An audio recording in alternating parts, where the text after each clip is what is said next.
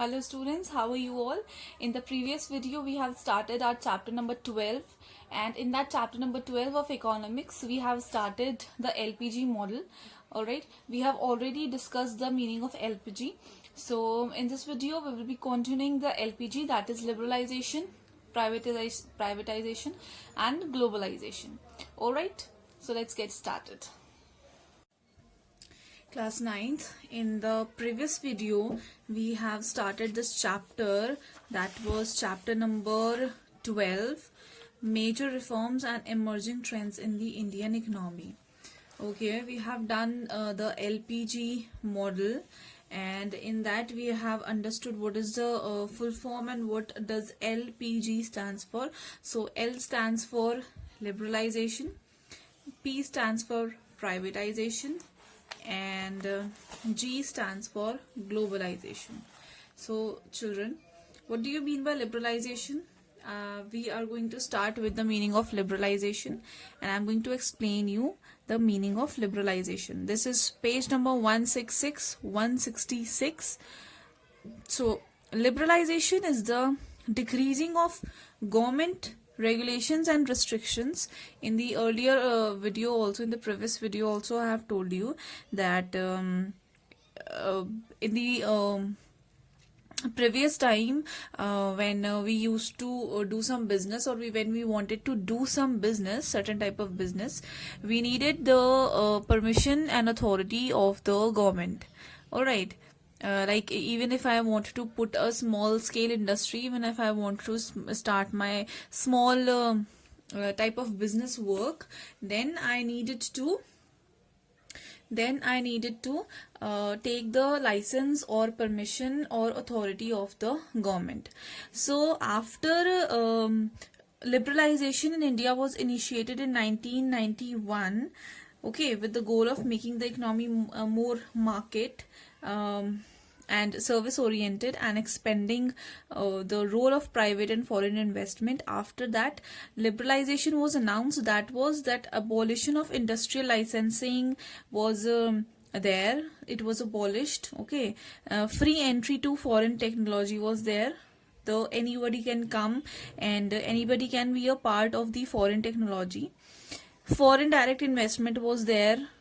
Correct. Foreign direct investment policies were there.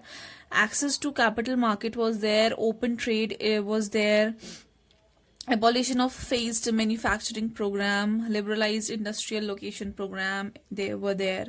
Okay, so these were the liberalizing facilities which were provided by the government to the general public. But still there were like 8 industries are there. Still 8 industries are there. Like there were 17 industries which required licensing, but after that it was cut short to 8 from 17, and 8 industries were there still, those who require government's authority or government's permission. And it is good also, because if the government is not going to impose licensing on these industries or on these factories, then people are going to misuse them. The people are going to mistreat all these things.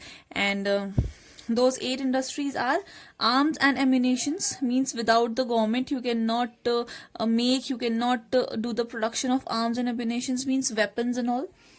Then we have is atomic energy. You cannot plant any industry or any factory in the relation of any atomic energy or any atomic function.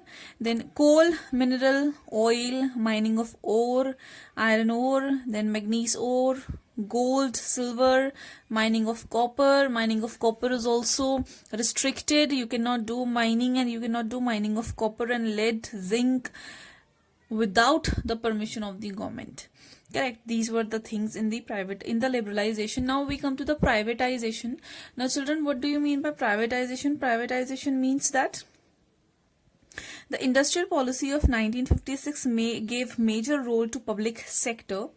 Consequently, the investment in 5 central public sector enterprises increased from 29 crores in 1956 to 252,554 crores in 240 enterprises on March 2000. New industrial policy encourages private sector for industrial growth. The main elements of the government policy towards public sector undertaking are, these are the public sector undertaking, and these are the main elements of the government policy towards the public sector undertakings, and they are to bring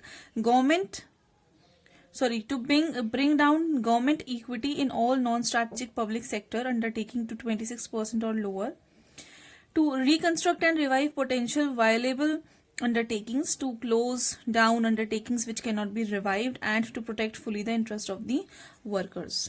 Correct. Now we come to the globalization.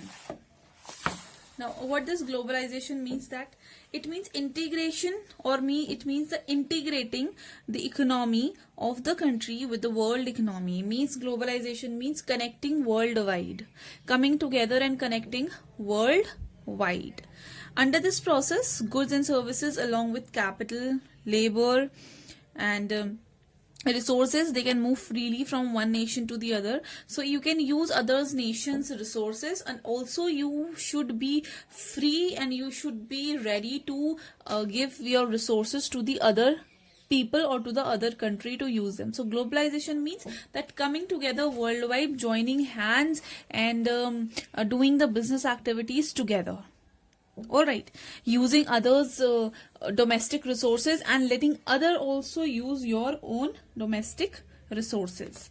Correct. The thirst of globalization has been to increase the domestic and external competition through extensive application of market mechanism and facilitating forging of dynamic relationship with the foreign investors and suppliers of technology.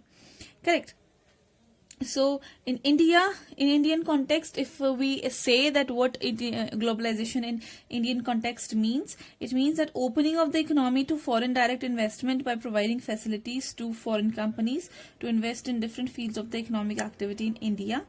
Second, removing constraints and obstacles to the entry of multinational companies in India. Okay, removing all the obstacles means all the things which create a hurdle in the multinational companies working in India. Third, allowing Indian companies to enter into foreign collaborations. Like we have to invite foreign collaborations so as to get foreign money into our economy. ठीक है, जब foreign money हमारी economy में आएगा तो हमारी economy क्या करेगी, बूस्ट करेगी, it will go higher. So that is why it is important for us to invest to bring investors, foreign investors in our Indian economy. Right. Then fourth was carrying out massive import liberalization programs by switching over from quantitative restrictions to tariffs in the first place, and then bringing down the level of import duties considerably. Fifth, lastly, instead of a set of export incentives, opting for exchange rate adjustments for promoting export. We also have to promote exports. Correct. And then we have certain positive impacts of LPG policy. Okay, we have certain impacts of LPG policy. This we will do in the next video.